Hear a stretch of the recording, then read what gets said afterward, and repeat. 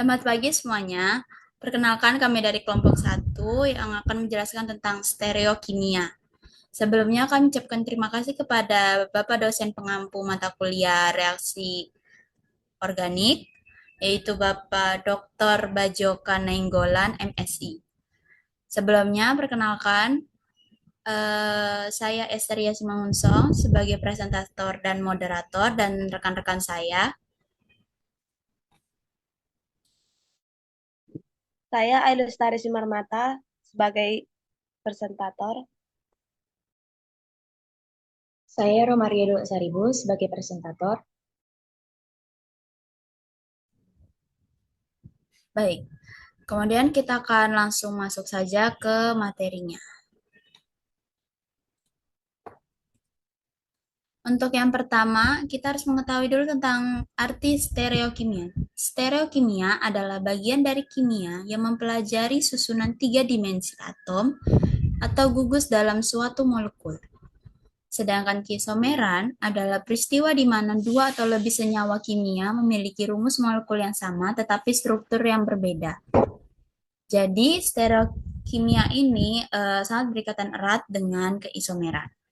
Kemudian untuk jenis-jenis keisomeran ada dua jenis. Yang pertama ada keisomeran struktur, di mana keisomeran struktur adalah suatu peristiwa yang menunjukkan beberapa persenyawaan yang mempunyai rumus molekul yang sama tetapi memiliki rumus struktur yang berbeda. Dan untuk keisomeran ini memiliki tiga jenis, yaitu keisomeran rangka yang terjadi karena perbedaan cara atom karbon tersusun. Ada keisomeran posisi. Keisomeran posisi adalah senyawa dengan rumus molekul dan gugus fungsional yang sama tetapi memiliki posisi gugus yang berbeda. Kemudian ada keisomeran gugus fungsi. Keisomeran gugus fungsi adalah gejala terdapatnya beberapa senyawa dengan rumus molekul sama tetapi mempunyai jenis gugus fungsional yang berbeda. Kemudian untuk keisomeran ruang adalah keisomeran yang terjadi karena perbedaan konfigurasi rumus, molekul, dan struktur yang sama, yang mana dapat dibedakan menjadi dua jenis, yaitu keisomeran geometri dan keisomeran optik. Keisomeran geometri adalah keisomeran karena perbedaan arah atau orientasi gugus-gugus tertentu dalam bentuk molekul dengan struktur yang sama. Kemudian pada keisomeran optik terjadi karena perbedaan kemampuan memutar bidang cahaya orientasi pada spesi yang mempunyai bayangan setangkup satu sama lain. Kemudian ini adalah contoh isomer struktur. Ada N-pentana, ada 2-metilbutana, dan juga 2,2 dimetilpropana. Pada isomer fungsional ada etanol dan dimetil ether. Pada isomer geometri ada cis-2-butena dan trans-2-butena. Pada isomer optik ada dua molekul CaBCD ketika dicerminkan, dan juga foto berikutnya adalah pembuktian di mana bahwa kedua molekul itu meskipun sama tidak identik. Kemudian untuk yang kedua itu adalah konfigurasi keisomeran yang akan dijelaskan oleh Saudari Roma. Kepada Saudari Roma, saya persilakan. Baik, terima kasih kepada moderator. Nah, kita akan masuk ke konfigurasi stereoisomer. Nah, konfigurasi stereoisomer ini yang pertama itu adalah proyeksi Fischer. Pada proyeksi ini, penggambaran rantai C atau karbon kiral pada senyawa karbohidrat rantai lurus, gugus yang paling tinggi prioritasnya digambar pada bagian atasnya. Setiap persilangan garis mengandung satu atom karbon. Apabila dilihat secara tiga dimensi, untuk atom atau gugus atom yang berada di atas dan di bawah atom C atau karbon, pada proyeksi Fischer berada di belakang bidang atau menjauhi pembaca. Sedangkan atom atau gugus atom yang berada di sebuah kanan dan kiri atom C atau karbon berada di bagian depan bidang, yaitu mengarah ke arah pembaca.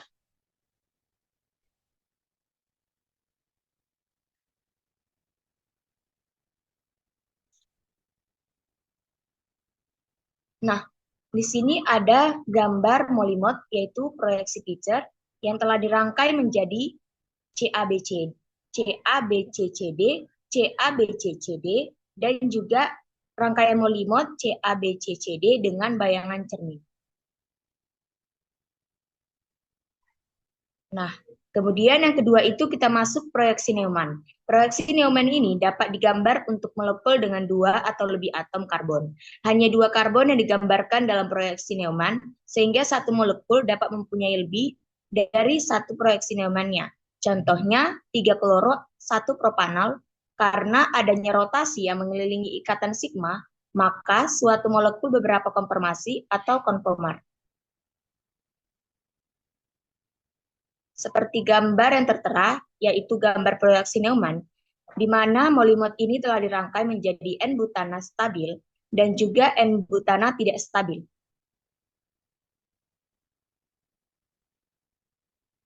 Yang ketiga itu yaitu kiralitas. Kiralitas ini adalah suatu keadaan yang menyebabkan dua molekul dengan struktur yang sama, tetapi berbeda susunan ruangnya, dan konfigurasinya dalam kekiralan atau kiralitas molekulnya merujuk pada molekul-molekul yang bersifat tidak dapat dihimpitkan dengan molekul bayangan cerminnya. Seperti halnya itu tangan kanan dan tangan kiri kita. Atau bisa kita sebut dalam bahasa Yunani yaitu chair ataupun tangan.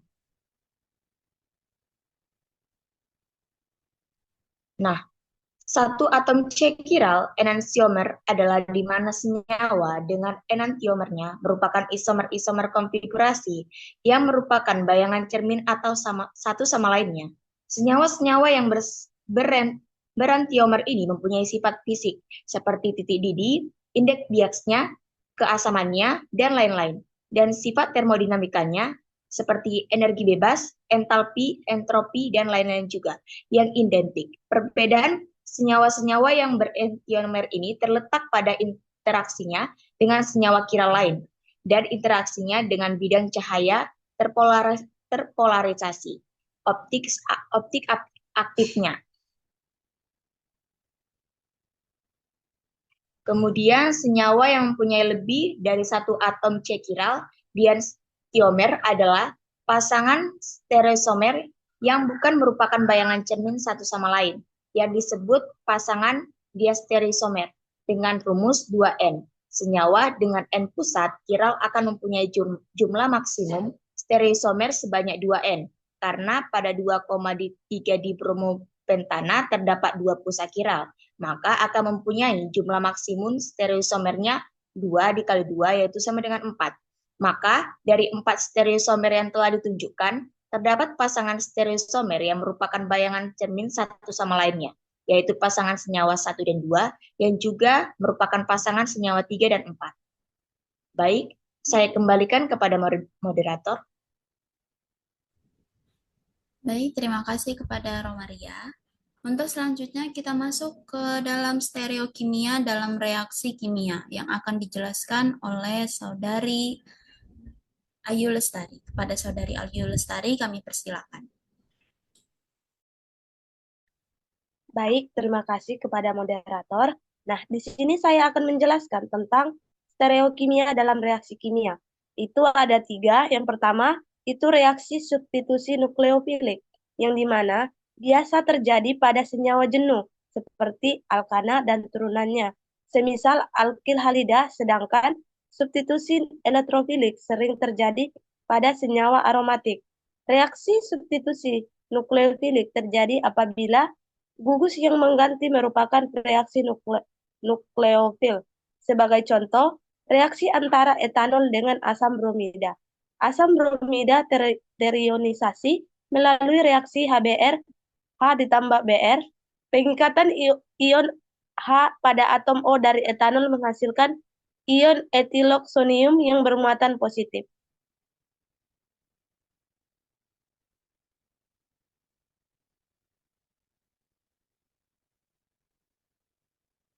Nah, yang kedua itu reaksi adisi. Adisi artinya penambahan atau penangkapan. Nah, dalam reaksi adisi, suatu zat ditambah ke dalam suatu senyawa yang mempunyai ikatan rangkap, sehingga ikatan rangkap itu berubah menjadi ikatan tunggal. Berarti reaksi adisi ini bisa dibedakan atas reaksi adisi elektrofilik dan reaksi adisi nukleofilik. Reaksi ini terjadi apabila gugus yang pertama kali menyerang suatu ikatan rangkap merupakan reaksi elektrofil. Sedangkan reaksi jenis ini ditemukan pada senyawa-senyawa yang mengandung ikatan rangkap antara dua atom karbon seperti alkena dan alkuna.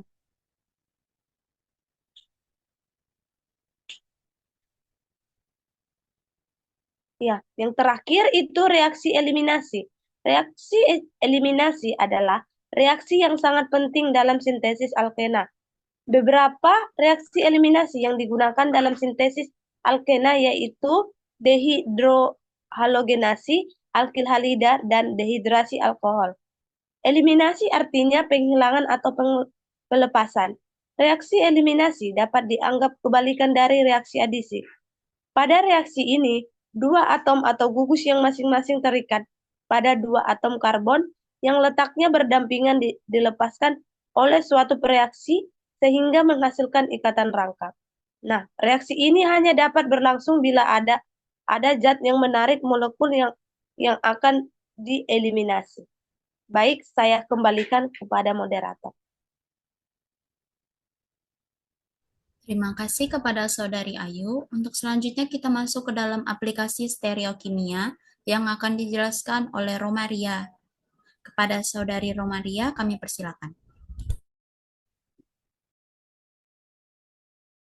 Baik, terima kasih kepada moderator. Di sini saya akan menjelaskan mengenai aplikasi stereokimia. Nah, stereokimia ini juga dapat kita aplikasikan dalam kehidupan sehari-hari. Nah, yang pertama itu dalam industri farmasi. Obat-obatan kiral, yaitu banyak obat-obatan dalam molekul kiral yang artinya memiliki bentuk cermin yang tidak dapat ditumpahkan setiap enantiomernya atau bentuk cerminnya. Dapat memiliki efek yang berbeda pada tubuh. Misalnya nih, thalidomid, obat yang awalnya digunakan untuk mengatasi mual pada ibu hamil, ternyata merupakan salah satu enantiomernya dapat menyebabkan kelainan bawaan pada bayi tersebut. Kemudian dalam industri makanan, yaitu yang pertama itu dalam rasa. Rasa di mana molekul yang memberikan rasa pada makanan seringkali molekul kiralnya, yaitu konfigurasi spasial atom dalam molekul ini dapat mempengaruhi bagaimana molekul tersebut berinteraksi dengan reseptor rasa di lidah kita. Kemudian itu yang kedua ada dalam aroma, di mana aroma ini sama seperti rasa. Aroma juga dipengaruhi oleh stereokimia, molekul dengan konfigurasi spasial yang berbeda, yang dapat menghasilkan aroma yang berbeda pula. Yang ketiga itu industri plastik. Nah, dalam industri plastik, yaitu yang pertama sifat plastiknya. Sifat plastik ini yaitu polimer seperti polipropilena yang dapat memiliki sifat fisik yang sangat berbeda di mana tergantung pada konfigurasi spasial. Monomer-monomernya dalam penyusunannya, misalnya polipropilena isokatik lebih keras dan lebih tahan panas dibandingkan polipropilena ataktik. Nah, ada juga alasan stereokimia ini sangat penting dalam kehidupan sehari-hari. Yang pertama itu efektivitas, di mana dengan memahami stereokimia, kita dapat merancang produk yang lebih efektif, seperti obat-obatan yang lebih efektif, dan pestisida yang lebih ramah lingkungan. Yang kedua itu keamanan, di mana kita mengetahui perbedaan efek antara enantiomer yang sangat penting untuk menghindari efek samping yang tidak diinginkan. Kemudian itu yang ketiga, dengan memahami bagaimana stereokimia mempengaruhi sifat kimia suatu senyawa, kita dapat membantu mengurangi dampak negatif terhadap lingkungan. Baik, terima kasih. Saya akan kembalikan kepada moderator. Baik, terima kasih kepada Saudari Romaria. Untuk selanjutnya, yaitu ada aplikasi dalam kehidupan kimia organik. Dalam kimia organik, aplikasi stereokimia sangat luas dan penting dalam kehidupan kimia organik. Berikut adalah penjelasannya. Pertama, isomerisme Stereokimia terjadi ketika senyawa memiliki rumus molekul yang sama, tetapi berbeda dalam tata letak ruang atom. Ada dua jenis utama, yaitu enantiomer dan diastereomer. Kemudian yang kedua, reaktivitas kimia, yaitu stereokimia mempengaruhi reaktivitas senyawa organik. Misalnya, reaksi stereoselektif dan efek enantiomer, yaitu yang dapat memiliki sifat biologis yang sangat berbeda. Kemudian untuk sintesis stereoselektif adalah proses sintesis yang dirancang untuk menghasilkan produk dengan stereokimia yang diinginkan. Beberapa metode yang digunakan adalah reaksi asimetris dan reaksi Diels-Alder. Kemudian yang keempat, biokimia stereokimia juga berperan penting dalam biokimia. Enzim yang merupakan katalisator biologis memiliki situs aktif yang spesifik secara stereokimia. Hanya substrat dengan konfigurasi tertentu yang dapat berinteraksi dengan enzim menghasilkan produk yang diinginkan. Contohnya adalah metabolisme glukosa. Kemudian yang kelima, ada pengembangan obat modern yang sangat bergantung pada pemahaman stereokimia. Beberapa aplikasi dalam bidang ini meliputi pemilihan enantiomer dan studi interaksi obat. Baik, sekian yang dapat kami sampaikan. Kurang lebihnya mohon maaf, dan apabila ada kata kami yang salah dalam pengucapan, kami meminta maaf. Terima kasih, sampai jumpa.